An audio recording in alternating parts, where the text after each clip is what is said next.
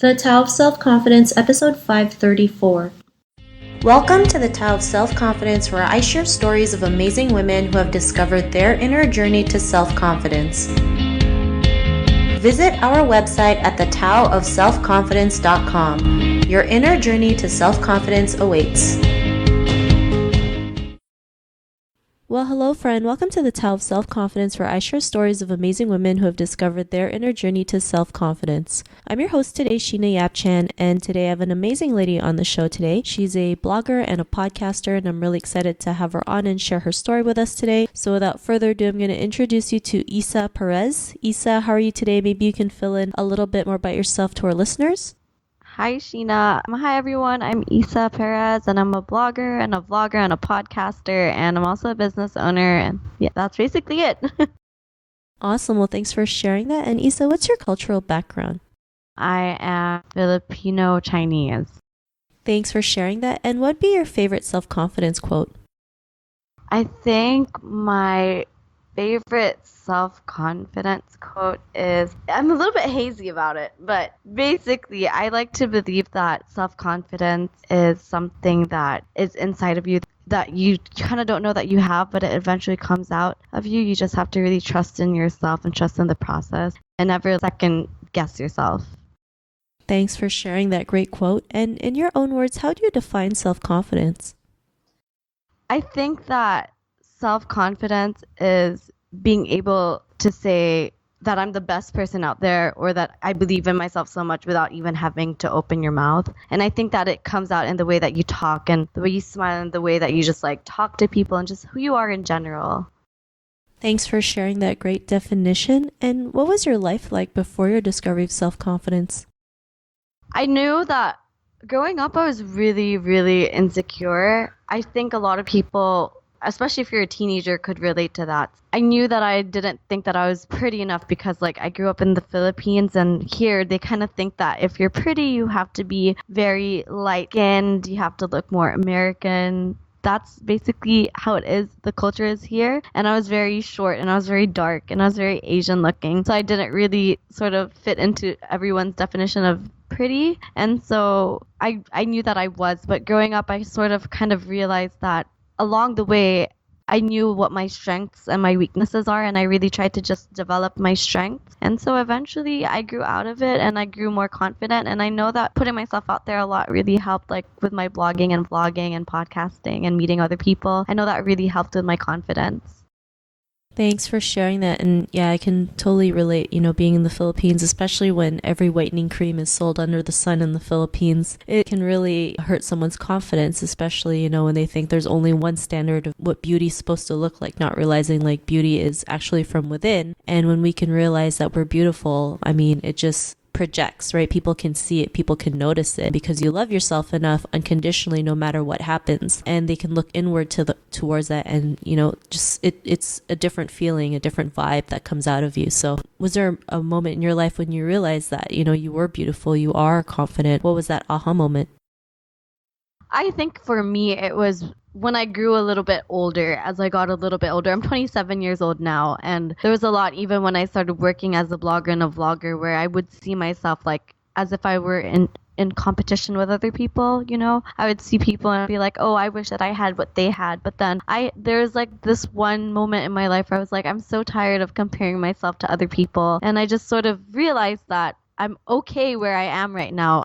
I was in an okay place, and I just sort of realized that I didn't need to be in competition with anyone else, and I sort of started to feel more confident about what I was, and I just sort of stopped looking at other people and started to concentrate on myself and the things that I wanted to improve on. And I think that's really where my personal growth really increased a lot, and that's how I started getting really, really confident. Thanks for sharing that. And I think that's natural, right? We try to, compete with others, especially in the world of social media, when we see, these photos and we're like, why can't I live that life? Or why do they look better than I do? Or, not realizing those pictures are also altered. I know, because it's so silly, because I work in social media. I work with a lot of brands and stuff like that, but at the same time I get so sick of it as well. So there are really times where I really have to just detach myself from everything that I'm doing online, and I just have to just say, like, you know what, I don't want to upload anything right now. I don't want to kind of like project that image where I live such a perfect life. And I guess podcasting and the vlogs really help me in that aspect. But a lot of things about social media, like, you know, Facebook and Instagram, all of those things are curated. You spend a lot of time taking those pictures, those captions, and it's just like, sometimes, if for me, I would just get so tired of it, and the moment I try to lay off the internet a little bit, I felt a lot better. I'm like, you know what, I'm okay. Awesome. Well, that's great that you're able to detach from it, because we just need that time to just, step away and just focus on ourselves and focus on the present moment and just be, aware of what's going on and why we feel that way. And then when we learn to do that, we feel a lot better and realize, okay, I feel good. I can keep going. So thanks for sharing that. And, because of those realizations, what's your life been like now?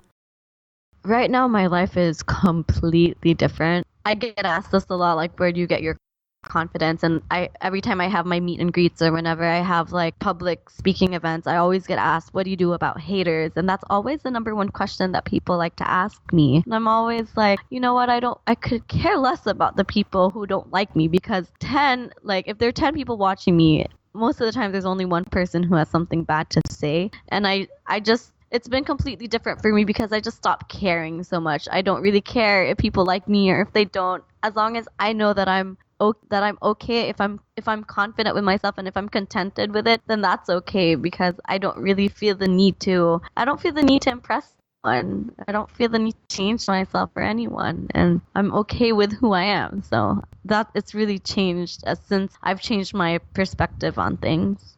Thanks for sharing that. And it's funny, like, when you're on social media, or when you just putting yourself out there, we do, like you mentioned, you get 10 people who like you, and that one person who's a hater. And sometimes we focus on that one person, wondering, why don't they like us? What did we do wrong? Why do they hate on me? And sometimes not everyone's you just can't please everyone. And a lot of times I have young girls come up to me and they're like, I want to be like you. I want to be a vlogger, but I just can't, because I'm scared of what people are going to say about me. And I tell them, like, it doesn't matter, because you're not doing it for them. I started vlogging when I was in the 6th grade, and it was never for anyone. It was just for myself. And now it's become like a profession, and I don't really care about what other people say. I still do it mostly for myself.